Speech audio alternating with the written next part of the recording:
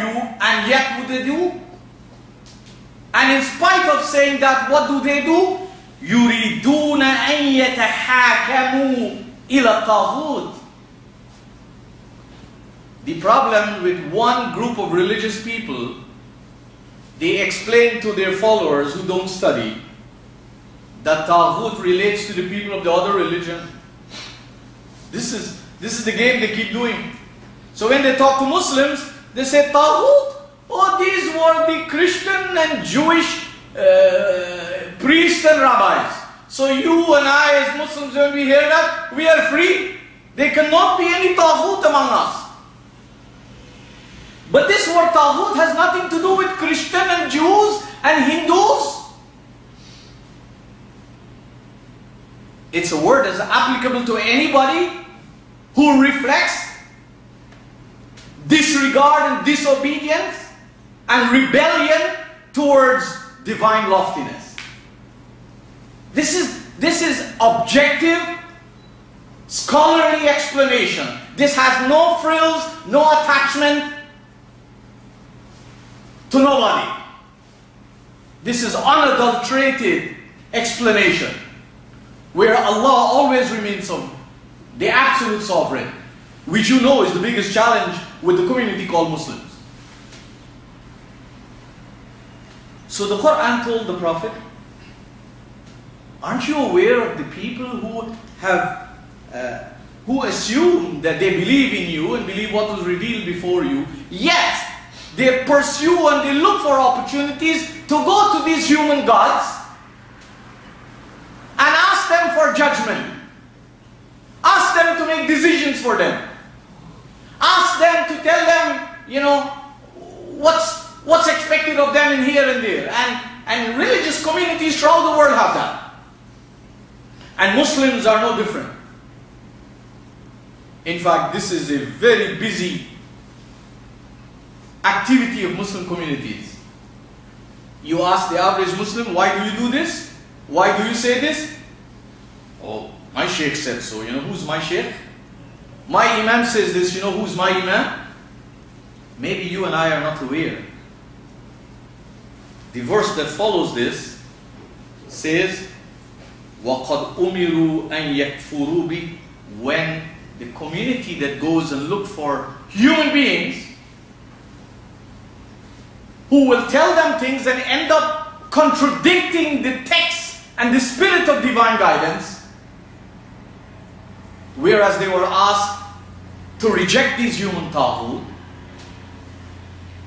do you think that Allah is going to ask you or me or anyone to revert to a state of kufr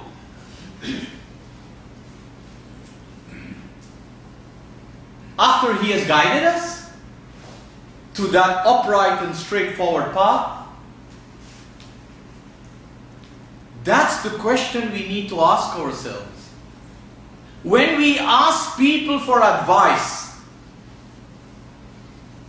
when we ask religious leaders for advice and for verdicts, and this is, as I told you, is something that keeps going on throughout the communities, here and elsewhere. And many people, in following the advice of their leaders in their communities, you see the disaster, what is taking place.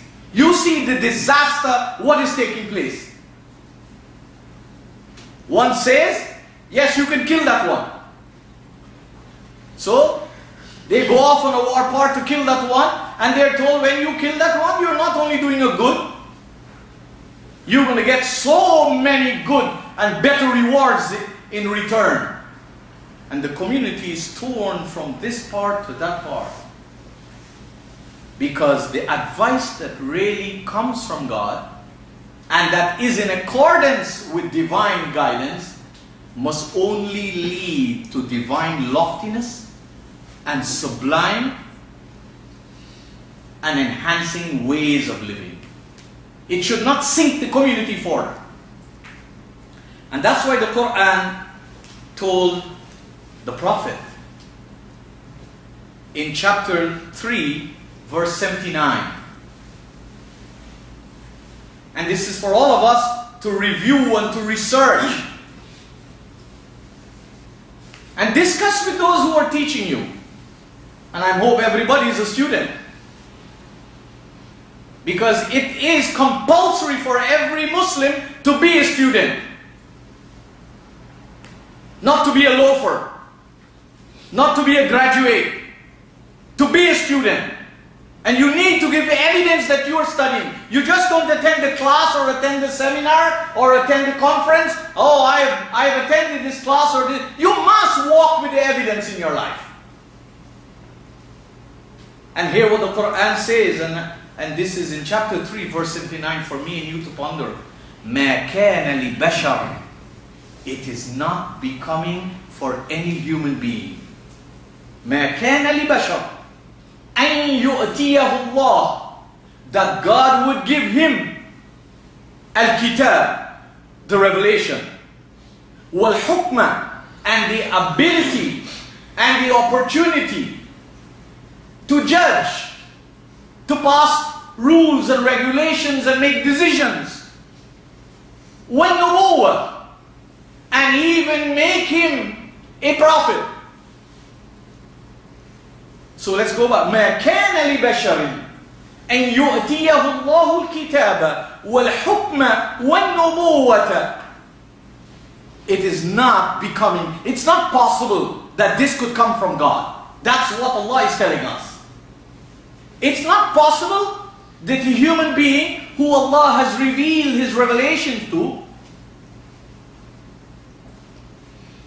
and given him on that basis of revelation the responsibility to judge in human society and make him a prophet, ثُمَّ يَقُولَ لِلنَّاسِ كُونُوا عِبَادًا لِي مِن دُونِ اللَّهِ. Then that same prophet, that same human being, after Allah has given him the revelation, after Allah has taught him through the revelation that this is the basis on which you should judge in human situations, and he's well known as the prophet, then that same prophet is going to tell the people now, listen, become my servants. Become my servants instead of God. كُونُوا عِبَادًا لِي مِن دُونِ اللَّهِ. No prophet can do that. No messenger of Allah can do that. No matter how much good and useful and outstanding the messenger is, no matter how much you and I love him, Allah is Allah. The messenger is only the messenger. And Muslims have failed to understand this. Muslims have failed to understand this.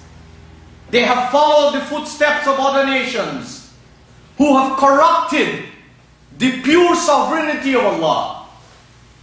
What did the Christians do? Not all, but you can see a lot of them from a long, long time, thousands of years. They followed the footsteps of those before them. When any messenger leaves the community, the satanic forces from the community tries to interpolate, to dilute, as you know in Urdu, make milawat, mix up, through divine guidance. And you deal with any Muslim, take any Muslim as a sample and study him or her. You see the average Muslim is a confused set in personality with what?